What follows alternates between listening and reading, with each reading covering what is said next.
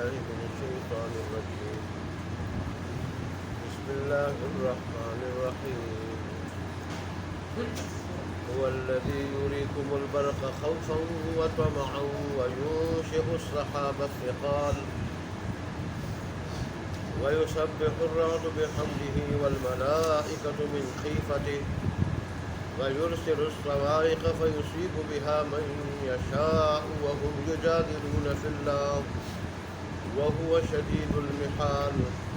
له دعوة الحق والذين يدعون من دونه لا يستجيبون لهم بشيء إلا كباسط كفيه إلى الماء ليبلغ فاه وما هو ببالغه وما دعاء الكافرين إلا في ضلال. صدق الله مولانا العظيم وصدق رسوله النبي الأمي الكريم ونحن على ذلك لمن الشاهدين والشاكرين والحمد لله رب العالمين. اللہ تبارک و تعالیٰ کی کامل قدرت اور وحدانیت کے دلائل ذکر ہو رہے ہیں. گزشتہ آیات میں اللہ تبارک و تعالیٰ نے اسی سلسلے میں یہ ذکر فرمایا تھا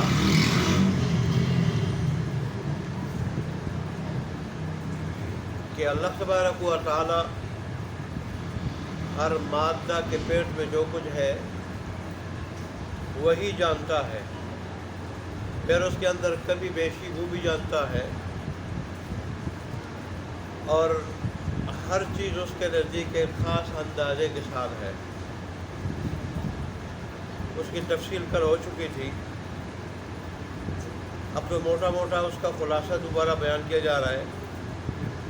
اللہ تبارک و تعالیٰ جو چیزیں انسان کے سامنے وہ بھی جانتا ہے، جو سامنے نہیں ہے وہ بھی جانتا ہے. اس کی ذات بہت بڑی اور برتر ہے.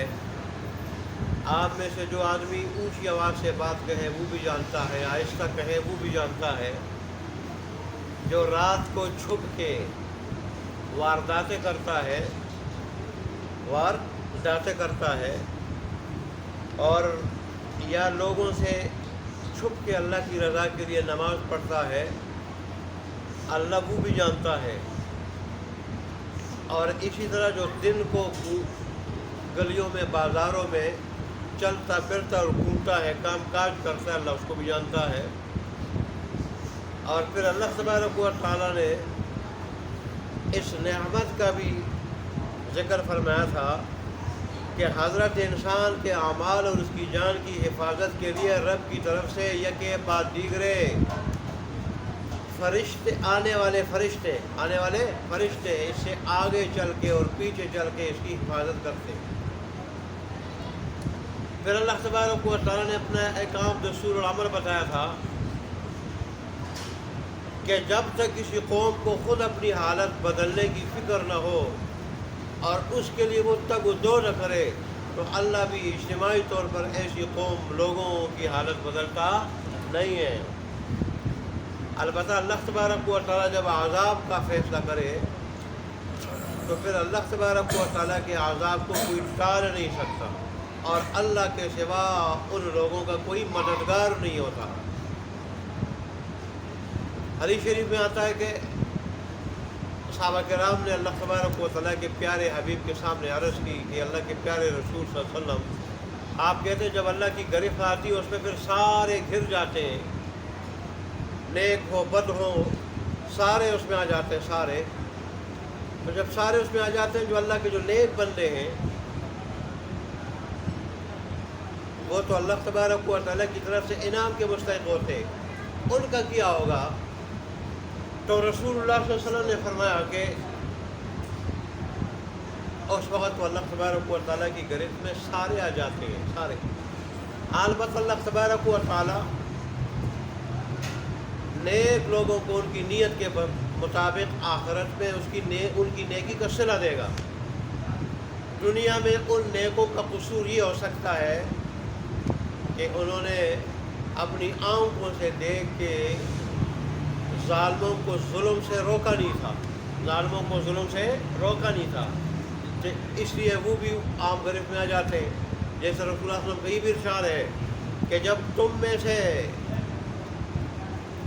بعض لوگ یا سارے کے سارے کسی آدمی کو ظلم کرتے ہوئے دیکھے اور اس کو اس کے ہاتھوں سے پکڑ کے ظلم سے روکے نہ، تو پھر اللہ تبارک و تعالیٰ کے عذاب کا انتظار کرو۔ پھر اللہ تبارک و تعالیٰ کا عذاب آئے گا، سب کو گھیر لے گا۔ اور اللہ تبارک و تعالیٰ نے اللہ کے حبیب صلی اللہ علیہ وسلم نے فرمایا ایسے لوگوں کی پھر دعا قبول نہیں ہوتی، جو کسی ظالم کو دیکھ کے کسی کے اوپر ظلم کر رہا ہے، یہ قادر بھی ہے اور اس کو روکتے نہیں ہیں۔ کوئی آدمی برائی کا ارتکاب کر رہا ہے، روکنے پہ قادر ہے، یہ روکتے نہیں ہیں، کم از کم زبان سے تو روک سکتے تھے، روکتے نہیں ہیں، تو پھر ایسے لوگوں پہ ان کی موت سے پہلے اللہ عذاب دے دیتا ہے۔ ایسے لوگوں کی دعا بھی قبول نہیں ہے۔ تو بہرحال جب تک خود کسی کو اپنی حالت بدلنے کی فکر نہ ہو، اللہ اور اس کی تبدو نہ کرے، اللہ ایسے لوگوں کی حالت بدلتا نہیں ہے۔ یہ تو کل کی آیات ہے۔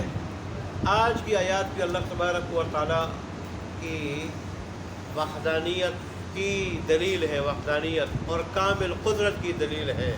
اللہ تبارک فرماتے ہیں میری کامل قدرت کو اور میری طاقت کو اگر کوئی دیکھنا چاہے تو ان دلائل میں غور فکر کر کے دیکھ لے، اور پھر جب دیکھے گا کہ ایسی طاقت کسی اور کی نہیں تو خود بخود میری وحدانیت کا قائل ہو جائے گا کہ اللہ کے مقابلے کا کوئی نہیں، اللہ جیسی طاقت کسی کی نہیں، لہذا عبادت کا لائق بھی اللہ کے سوا کوئی نہیں ہے۔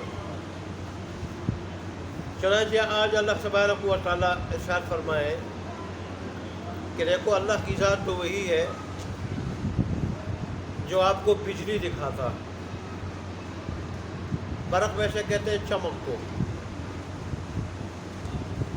کس کو کہا جاتا ہے؟ چمک کو، چمکنا اس کو برق کہا جاتا ہے۔ برق کا معنی عربی لغت میں چمکنا، لیکن مراد اسے بجلی ہوتی ہے۔ تو اللہ فرماتے میں تمہیں بجلی دکھاتا ہوں، آسمانی بجلی۔ کیوں؟ خوفا و طمعا، تمہیں ڈرانے کے لیے، امید دلانے کے لیے۔ ڈر کس چیز کا ہوتا ہے؟ کہ یہ آسمانی بجلی نہ گرے، آسمانی بجلی، اور یہ آسمانی بجلی بھی عجیب و غریب گرتی ہے۔ کبھی کسی درخت پہ گر جاتی ہے تو جتنا اللہ کی مرضی ہوتی ہے، اللہ کا حکم ہوتا ہے، اس کو نقصان پہنچ جاتا ہے۔ کسی پہاڑ پہ تو اللہ کی مرضی کے مطابق اس کا نقصان ہو جاتا ہے، اور جب اللہ تبارک و تعالیٰ بچائے تو کچھ نہیں ہوتا۔ کبھی انسان پہ گر جاتی ہے اور انسان جو ہے اسے کیا ہو جاتا ہے؟ جل جاتا ہے، جل کے راکھ ہو جاتا ہے۔ مفسرین نے عجیب بات لکھی ہے، کبھی انسان پہ بجلی گر جاتی ہے، اس کے کپڑے اتار کے کسی درخت کی شاخ پہ رکھ دیتی ہے، شاخ پہ رکھ دیتی ہے، لیکن انسان کو کچھ نہیں کہتی، انسان بچ جاتا ہے۔ اللہ کی قدرت کا کرشمہ دیکھ لیں، مفسرین نے بات نہیں لکھی ہے، کپڑے تو اتار دیتی ہے لیکن انسان کو کچھ ہوتا نہیں، اور جب اللہ چاہے تو اس کو جو ہے جلا کے راکھ کر دیتا ہے۔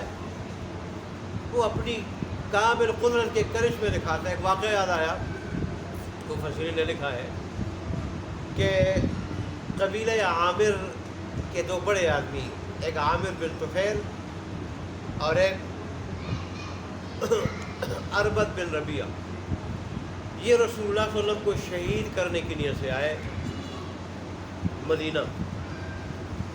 اور یہ جو عامر بن طفیل تھا، اس نے اربد بن ربیعہ کو کہا کہ میں رسول اللہ کو باتوں پہ لگا دوں گا اور تم نے اس وقت تلوار چلانی ہے۔ چنانچہ یہ کہنے لگا عامر بن طفیل کہ میں اگر مسلمان ہو جاؤں تو مجھے آپ کیا حصہ دیں گے، اس کا کیا صلہ دیں گے؟ رسول اللہ نے فرمایا کہ جو دوسرے مسلمانوں کے حقوق ہیں تمہیں بھی حاصل ہو جائیں گے، اور جو دوسرے مسلمانوں کی ذمہ داریاں ہیں تو ذمہ داریاں تم پہ بھی عائد ہو جائیں گی۔ تو کہا اس طرح نہ کر لیں کہ شہروں میں آپ کی حکومت ہو جائے اور دیہاتی علاقوں میں، پہاڑیوں میں میری حکومت ہو جائے، صحرائی علاقوں میں۔ انہوں نے فرمایا کہ یہ بات اللہ کے حکم اور اختیار سے ہی ہو سکتی ہے، میں اپنے اختیار سے کچھ نہیں کر سکتا۔ اس پہ پھر رسول اللہ صلی اللہ علیہ وسلم سے کہنے لگا بدبخت کہ آپ ذرا سائڈ پہ آ جائیں، میرے آپ سے کوئی ضروری بات کہنی ہے، میں یہاں نہیں کہہ سکتا مجمع میں، سائڈ پہ آ جائیں، ذرا کنارے پہ آ جائیں، دور آ جائیں۔ رسول اللہ صلی اللہ علیہ وسلم کو دور لے گیا اور عربت کو کی طرف اشارہ کر دیا کہ یہی وقت ہے۔ تو عربت جو ہے نا نیام سے تلوار نکالنے لگا تو اس کا ہاتھ جام گیا، ہاتھ بالکل جام ہو گیا اور وہ تلوار نہیں نکال سکا، چنانچہ اس طرح ناکام ہوئے، اپنے اس مقصد میں ناکام ہوئے۔ جب جانے لگے دونوں تو عربت پہ تو راستے میں آسمانی بجلی گری اور اس نے اس کو جلا کے راکھ کر دیا۔ اور یہ جو عامر بن طفیل تھا اس کو طاعون کی گلٹی نکلی۔ جب گلٹی نکلی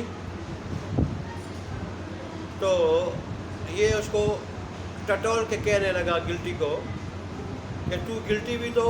اور پھر وہاں ایک غالباً سولٹی قبیلہ، اس نام کا کوئی قبیلہ، اس کی ایک عورت، اس کا خیمہ تھا، اس میں چلا گیا۔ تو پھر یا اس کو ٹٹول کے کہنے لگا کہ تو اون کی گلٹی کی طرح گلٹی لگتی ہے اور تو اس عورت کے خیمے میں مرے گا کہ جہاں تو مرنا نہیں چاہتا۔ اس کے بعد یہ گھوڑے پہ سوار ہوا، تلوار نکال کے گھوڑے کو دوڑاتا رہا اور اس طرح دوڑا اور پھر رسول اللہ صلی اللہ علیہ وسلم کو گالیاں دینے لگا، گستاخی ان کی شان میں کرنے لگا اور اسرائیل علیہ السلام کی شان میں، اور ہاتھ میں تلوار لے کے کہنے لگا اسرائیل آئے گا تو میں اس کو کیا کر دوں گا، اس کا کام تمام کر دوں گا تلوار سے۔ اس طرح تلوار نکال کے گالیاں دیتے ہوئے گھوڑے کو دوڑاتا رہا اور اسی طرح دوڑاتے اس کی جان نکل گئی۔ تو اس کے بعد اللہ تبارک و تعالیٰ نے یہ آیات بھیجی تھی رسول اللہ صلی اللہ علیہ وسلم کو اطلاع دینے کے لیے۔ اور بعض مفسرین نے اس کے ضمن میں ایک اور واقعہ لکھا ہے کہ رسول اللہ صلی اللہ علیہ وسلم نے ایک قبیلے کے سردار کی طرح ایک صحابی کو دین اسلام کی دعوت دے کر بھیجا۔ تو اس نے کہا تمہارا رب کون ہے؟ سردار کہنے لگا تمہارا رب کون ہے؟ وہ سونے کا بنا ہوا ہے، چاندی کا بنا ہوا ہے، پیتل کا بنا ہوا ہے۔ جب آیا رسول اللہ صلی اللہ علیہ وسلم کو اس کی اطلاع دے دی، رسول اللہ صلی اللہ علیہ وآلہ وسلم نے پھر بھیجا پیغام دے کے کہ اللہ تبارک و تعالیٰ کا تعارف اس طرح کرا دو۔ لیکن وہ اپنی جہالت کی وجہ سے پھر وہی کہتا رہا کہ بھئی کس چیز کا بنا ہوا۔ جب 3 مرتبہ اس طرح وہ گیا پھر واپس آیا تو پھر رسول اللہ صلی اللہ علیہ وسلم نے بتایا کہ اللہ تبارک و تعالیٰ نے اس پہ آسمان سے بجلی گرائی ہے اور اس کو جلا کے راکھ کر دیا۔ اور بعض روایت میں یوں بھی آیا ہے کہ تیسری مرتبہ جب وہ صحابی گئے اور وہ اس قسم کے بےہودہ سوالات کرنے لگا، اس کے سر پہ ایک بادل آیا اور بادل سے آسمانی بجلی گری اس کے سر پہ اور اس طرح وہ جل کے راغ ہو گیا۔ تو بہرحال اللہ تبارک و تعالیٰ نے بھی یہاں ارشاد فرمایا ہے کہ میں تمہیں بجلی دکھاتا ہوں تمہیں ڈرانے کے لیے، امید دلانے کے لیے۔ امید کس چیز کی ہوتی ہے؟ بارش برسے گی، اس کے نتیجے میں اناج پیدا ہوگا، غلہ پیدا ہوگا، پھل پیدا ہوگا، سبزیاں پیدا ہوگی، موسم خوشگوار ہوگا،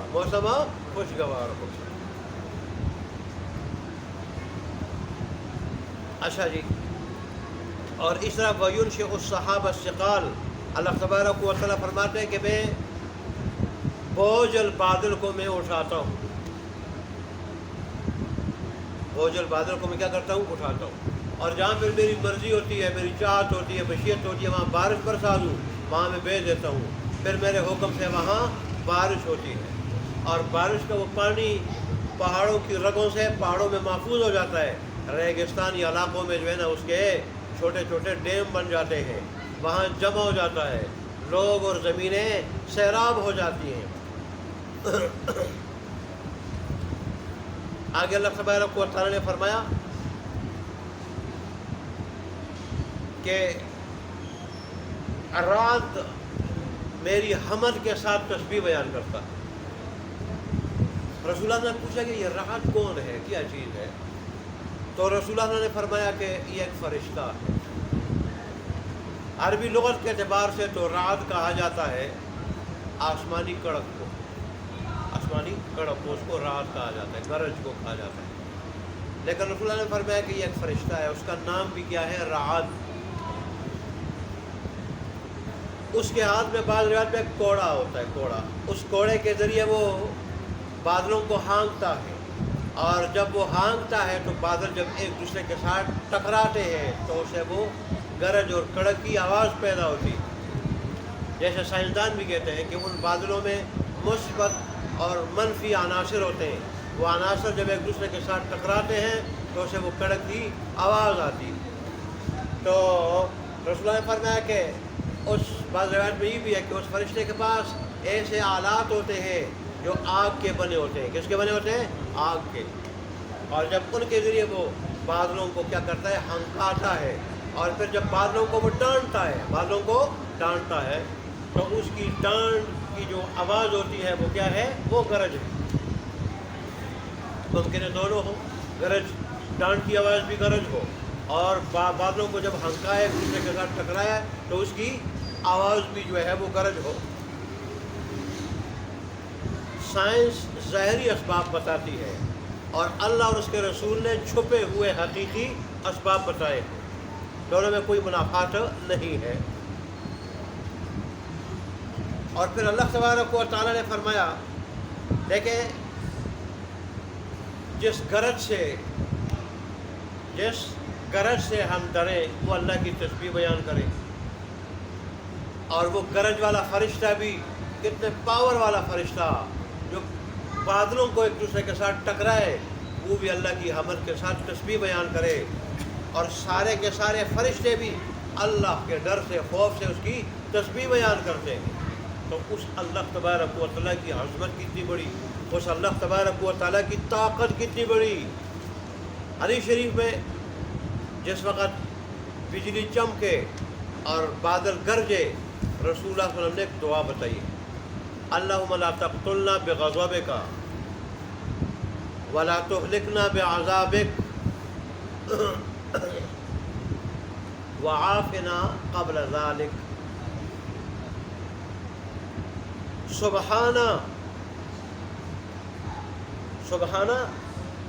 من یسبح الرعد بحمدہ والملائکۃ من خیفتہ۔ آگے پھر یہ آیات بھی ہے، اس کے ساتھ یہ آیات بھی ہے، اللہم لا تقتلنا، اے اللہ ہمیں نہ قتل کرنا، بغضبک، اپنے غضب سے، ولا تہلکنا بعذابک، اور ہمیں نہ ہلاک کرنا اپنے عذاب سے،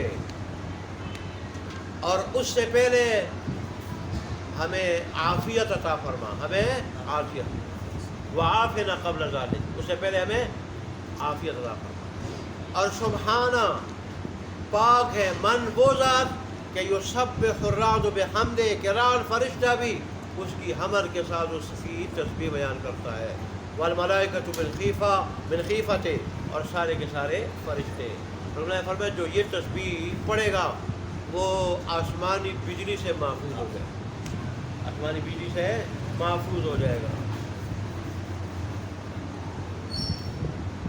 وَيُرْسِلُ الصَّوَاعِقَ، اور وہ بھیجتا ہے کڑکوں کو، آسمانی کڑکوں کو، پھر فَيُصِيبُ بِهَا مَن يَشَاءُ، پہنچاتا ہے وہ کڑکیں جس کو چاہے تو بجلی اس کو پہنچ جاتی ہے، اس پہ گر جاتی ہے، اور اس کا نقصان اللہ کی مشیت کے مطابق ہو جاتا ہے۔ بعض اوقات اس میں اتنی طاقت ہوتی ہے کہ پوری کی پوری بستی اپنی جگہ سے پھسل جاتی ہے اور ختم ہو جاتی ہے۔ جیسے صوبہ سرحد میں ہزارہ میں کسی جگہ آسمانی بجلی گری تھی تو پوری کی پوری بستی اپنی جگہ سے پھسل گئی تھی اور ختم ہو گئی تھی، ملیا میٹ ہو گئی تھی، اتنا پاور ہے اس میں۔ اور بعض جگہ کہیں کسی جگہ آسمانی بجلی گرے، وہاں سے اتنا پانی ابڑ آتا ہے جیسے دریا کوئی بستیوں کے بہا کے لے جاتا ہے، اتنی طاقت ہوتی ہے اس میں۔ لیکن اللہ جب بچانا چاہے انسان کے کپڑے اتار کے درخت کی شاخ پہ لٹکا دیتی ہے، لیکن انسان کو کچھ کہتی نہیں ہے،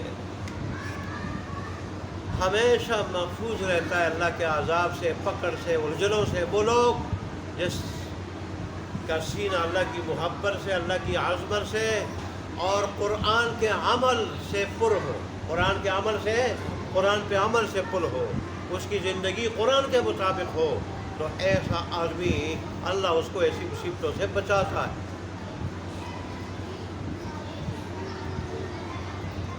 اللہ اکبر۔ آگے اللہ تبارک و تعالیٰ نے فرمایا وہ بڑی طاقت والا ہے، انسان اس کی طاقت کا مقابلہ نہیں کر سکتا۔ دیکھیں کبھی لاوا نکلتا ہے زمین سے، ابلتا ہوا پانی یا ابلتا ہوا کیچڑ، اور کبھی تو ابلتی ہوئی آگ، کبھی وہ آگ دریا سے نکل جاتی ہے اور سمندر سے، لیکن سمندر پانی ہونے کے باوجود آگ بجھتی نہیں ہے، حالانکہ پانی آگ کو بجھا دیتا ہے۔ اللہ اپنی قدرت کے کرج میں دکھا دیتا ہے۔ آج کل تو ہر آدمی کے پاس ٹچ موبائل ہے، دنیا میں جہاں کہیں کچھ ہوتا ہے تو وہ فیس بک پہ اور یوٹیوب پہ وہ آ جاتا ہے۔ تو پہلے اگر چیزیں سمجھ میں نہیں آتی تھی، آج کل اللہ کی قدرت کے کرج میں تو سمجھ آتے ہیں۔ صرف یہ ہے کہ اللہ ہمیں عقل استعمال کرنے کی توفیق عطا فرمائے۔ قرآن میں جگہ جگہ اللہ فرما رہے ہیں میں نے عقل حضرت انسان کو اس لیے دی تاکہ عقل استعمال کر کے میری قدرت کو پہچانے، اس طرح میری پکڑ سے باز آ جائے۔ اللہ تبارک و تعالیٰ نے پھر آگے فرمایا کہ دنیا میں تو مختلف لوگ مختلف چیزوں کو پکار رہے ہیں، کوئی بت کو پکار رہا ہے، کوئی گائے کو پکار رہا ہے، کوئی شام کی اور کوئی چاند کی، سورج کی عبادت کر رہا ہے، ان سے حاجات مانگ رہا ہے، لیکن یہ سارا پکارنا باطل ہے۔ اس پکارنے کی مثال ایسی ہے جیسے پیاسا آدمی پانی کی طرف یوں ہاتھ بڑھائے، یوں ہاتھ پھیلائے اور کہے پانی میرے منہ میں پہنچ جا، میرے منہ میں پہنچ جا، تو ظاہر ہے اس طرح اگر وہ پکارتا جائے تو کبھی بھی پانی اس کے منہ تک پہنچے گا نہیں، جب تک جا کے پانی کے پاس جا کے اسے منہ میں پانی نہ لے۔ ایسے ہی جو لوگ اللہ کے سوا اور چیزوں کو پکار رہے ہیں، ان سے حاجات مانگ رہے ہیں، ضروریات مانگ رہے ہیں، تو یہ لوگ ان ضروریات کی پوری ہونے میں، ان کی حاجات کی پوری ہونے میں یہ ناکام رہیں گے۔ اصل پکارنا، اصل عبادت اور حق پکارنا، حق عبادت، یہ اللہ تبارک و تعالیٰ کی ذات کی ہے کہ اس کے سوا کوئی معبود نہیں ہے۔ یہی دعوت سارے انبیاء نے دی، اور سب سے پہلے رسول اللہ نے جو دعوت دی مکہ والوں کو یہی دعوت دی، ایمان کی اور اللہ تبارک و تعالیٰ کی وحدانیت کی کہ اس کے سوا کوئی معبود نہیں، لہذا عبادت بھی اسی کی کرو اور اپنی حاجات اور ضروریات مانگو تو اسی سے مانگو۔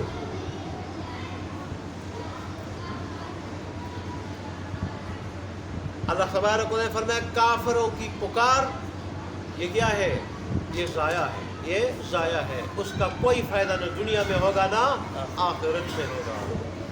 ویسے کوئی موٹا موٹا ترجمہ تو ہو چکا ہے، لیکن اب دیکھ لیں ترجمہ پھر۔ اللہ تبارک تعالیٰ ہمیں عمل کرنے کی توفیق عطا فرمائے۔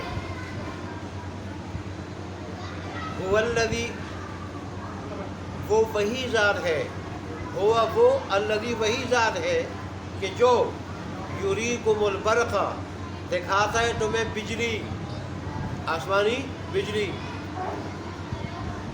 خوفاً ڈرانے کے لیے، وطمعاً امید دلانے کے لیے، وینشئ السحاب الثقال، اور اٹھاتا ہے وہ بوجھل بادلوں کو، ثقال بوجھل، سحاب بادل، اور اٹھاتا ہے وہ بوجھل بادلوں کو، ویسبح الرعد، اور تسبیح بیان کرتا ہے رعد فرشتہ، بحمدہ، اس کی حمد تعریف کے ساتھ، والملائکۃ، اور فرشتے بھی، من خیفتہ، اس کے ڈر سے، ویرسل الصواعق، اور بھیجتا ہے وہ کڑکوں کو، فیصیب بہا من یشاء، پس پہنچاتا ہے وہ کڑک من یشاء، جس کو چاہے، وہم یجادلون فی اللہ، اور یہ لوگ اللہ تبارک و تعالیٰ کے معاملے میں جھگڑنے، اختلاف کر رہے ہیں، کوئی اس کی وحدانیت کا قائل ہے، کوئی قائل نہیں، وہو شدید المحال، حالانکہ اللہ تبارک و تعالیٰ بہت بڑی طاقت والا ہے، لہ دعوت الحق، اسی کا پکارنا برحق ہے، اسی کا پکارنا برحق ہے، والذین یدعون من دونہ، اور وہ لوگ جو پکارتے ہیں اس کے سوا اور لوگوں کو، لا یستجیبون لہم بشیء، وہ ان کی پکار کا کچھ بھی جواب نہیں دے سکتے. الا کباسط کفیہ، ان کی مثال اس آدمی کی طرح ہے کہ جو اپنے دونوں ہتھیلیوں کو پھیلائے الی الماء، پانی کی طرف، لیبلغ فاہ، تاکہ وہ پانی اس کے منہ تک پہنچ جائے. وما هو ببالغ، حالانکہ اس طرح پانی اس کے منہ تک پہنچنے والا نہیں. وما دعاء الکافرین الا فی ضلال، اور نہیں ہے کافروں کی پکار مگر گمراہی، مگر سایہ. اللہ تبارک ہمیں عمل کرنے کی توفیق عطا فرمائے. الحمدللہ رب العالمین والعاقبۃ للمتقین والصلاۃ والسلام علی رسول محمد وعلی آلہ وصحبہ اجمعین. ربنا ظلمنا انفسنا وان لم تغفر لنا وترحمنا لنكونن من الخاسرین. ربنا اتنا فی الدنیا حسنة وفی الآخرة حسنة وقنا عذاب النار. اللهم انك عفو کریم تحب العفو فاعف عنا یا مولانا. اللهم انا نعوذ بك من فتنة المحيا والممات. اللهم انصر الاسلام والمسلمين. اللهم اعز الاسلام والمسلمين. اللهم انصر من نصر دين محمد صلى الله عليه وسلم واجعلنا منهم. اللهم اخذل من خذل دين محمد صلى الله عليه وسلم ولا تجعلنا منهم. اللہ تبارک و تعالی ہمارے ٹوٹا پھوٹا سننا اور سنانا اپنی بارگاہ میں قبول و منظور فرما، اور اس میں جو اجر و ثواب آپ نے مقدر فرمایا ہے وہ ہمیں نصیب فرما. اللہ تبارک و تعالیٰ آپ سے لے کے مرتبہ تک ہمیشہ ہمیشہ کے لیے ہمیں اپنے دین کی باتیں سننے اور سنانے کی، اور پھر ہم سب کو اس پر 100% اخلاص کے ساتھ 100% مکمل عمل کرنے کی توفیق عطا فرما. اللہ تبارک و تعالیٰ اس مجلس کو ہماری نجات کا ذریعہ بنا دے، ایسی نجات اس کے بعد پھر کبھی پکڑ نہ ہو. اللہ تبارک ہمیں اپنے دین کی صحیح سمجھ عطا فرما، اور اس کے بعد پھر 100% اخلاص کے طور پر عمل کرنے کی توفیق عطا فرما. جتنے بھی بیمار ہیں تمام بیماروں کو شفاء کامل عاجلہ مستقبل عطا فرما. پریشان حال حضرات کی پریشانیوں کو دور فرما، مقروضوں کو قرضوں سے نجات دے دے. خصوصاً درد والے ساتھیوں میں سے، مخالفین رشتہ داروں میں سے، گھر والوں میں سے کوئی بیمار ہے، کوئی پریشان حال ہے، کوئی مقروض ہے، اور ان کو ان مصیبتوں سے نجات دے دے. ہمیں دنیا آخرت دونوں کی خوشیاں نصیب فرما، دونوں کی مصیبتوں سے محفوظ فرما.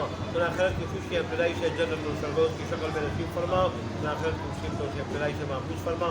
ہم سے راضی ہو جا، ایسا راضی ہو جا کہ پھر کبھی ناراض نہ ہو. ہم سے راضی ہو جا، ایسا راضی ہو جا کہ پھر کبھی ناراض نہ ہو. ہم سے راضی ہو جا، ایسا راضی ہو جا کہ پھر کبھی ناراض نہ ہو. اثر تو تیری رضا ہے. اللہ تبارک اللہ ہماری دعاؤں کو قبول و منظور فرما. آمین یا رب العالمین یا حی یا قیوم. ربنا تقبل منا انک انت السمیع العلیم وتب علینا انک انت التواب الرحیم. وصلی اللہ تعالی علی خیر خلقہ محمد وعلی آلہ وصحبہ اجمعین برحمتک یا ارحم الراحمین. جزاکم اللہ خیرا.